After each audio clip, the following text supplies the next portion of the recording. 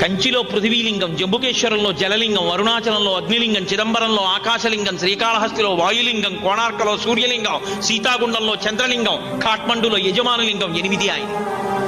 కాబట్టి సూర్యుడిని చూస్తావా శివుడే, చంద్రుడిని చూస్తావా శివుడే, భూమిని చూస్తావా శివుడే, అగ్నిని చూస్తావా శివుడే, వాయువా శివుడే, ఏది చూడు శివుడే, ఆకాశమా శివుడే, శివుడు కానిదేది. కాబట్టి ఆ భావనతో నువ్వు చూడగలిగితే లోపల చూసి సంతోషించవచ్చు.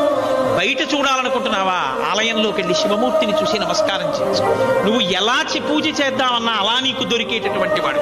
దొరకడం కాదు, నీవు ఆయన పట్ల స్వతంత్రుడవైపోయి ఆయన్ని తెచ్చుకుని అలా అర్చిస్తే ఆయన నీకు ఏదైనా ఇస్తాడు. నాకు ఇంకా భయం ఎక్కడుంది, ఇక్కడ కూర్చుని ఉన్నాడు నా తండ్రి.